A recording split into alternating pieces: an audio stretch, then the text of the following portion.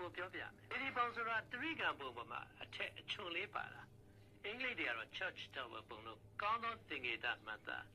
စေတီပုံကငကိုပါလာတာလည်းရှိတယ်နောက်ပေါ်ပေါက်လာတာလည်းရှိတယ်ပေါ်ပေါက်လာတဲ့အချိန်မှာစေတီပုံဘယ်နေရာပေါ်အဲ့ဒီစေတီပုံပေါ်တဲ့အချိန်မှာ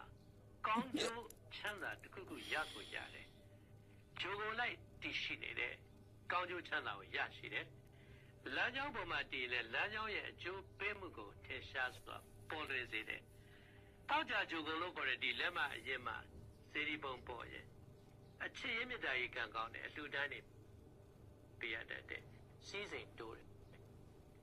ဒီအင်္ဂါဂျိုကိုတွင်းဘက်ပိုင်းမှာပေါ်ရဲ့ရန်အားလုံးကိုကျော်လွှားပြီးတော့ထူးခြားစွာတိုးတက်ခြင်းနဲ့အင်္ဂါနာအကျိုးပေးခြင်းတွေရှိမယ်ဒီလက်ညှိုးမှာပေါ်နေစေတီပုံပေါ်ရဲ့ကောင်းစွာအမိန့်ပေးရတဲ့ဆင်ဩဇာရှင်ဝါကြီးမားတဲ့ဆင်ကိုရောက်တယ်လက်ကရောက်မှာစေတီပုံပေါ်လူကြီးတန်းကြီးပေးရမယ်လက်ကြွရောက်မှာပေါ်ရဲ့အလုတ်ကင်ဘဝတင်လန်းတဲ့အောင်မြင်မှုလမ်းကြောင်းတွေတင်ရှားစွာရရှိရာထူးဆင့်တိုးတာအဆင့်မြင့်ဘဝရောက်တာကြုံမယ်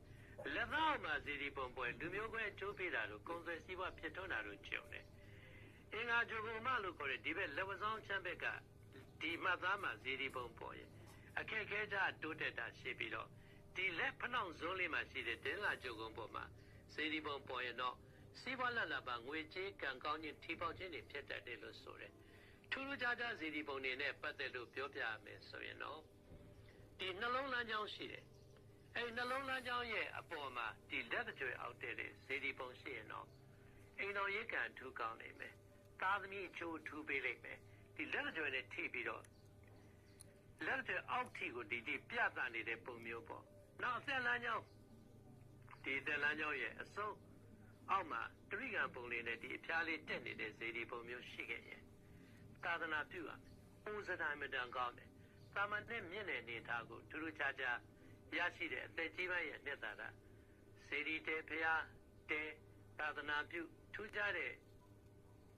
တရားထုတရားမြတ်တွေကိုရတဲ့အမှတ်သားလို့လည်းဆိုတယ်။နောက်ဒီဦးကောင်းလမ်းကြောင်းပေါ်မှာစေတီပုံလေးရှိနေရဲ့idea ဉာဏ်ပညာတွေထူးထူးခြားခြားကောင်းတယ်။ဘွဲလွန်စစ်နေအတတ်ပညာတွေသင်ကြားမှုတွေရရှိနိုင်တယ်ဆိုတဲ့အယူဆရှိတယ်။စေတီပုံရဲ့သင်္ကေတကိုယ့်လက်မှာပါရင်တော့အင်မတန်ကံကောင်းတဲ့လူသားတစ်ယောက်ဖြစ်ပြီဆိုတာသိကြတာပါတယ်။ကျေးဇူးတင်ပါတယ်။ဒီတစ်ပတ်ကစေတီပုံကိုပြောပြမယ်။စေတီပုံဆိုတာတရိကံပုံပေါ်မှာအထက်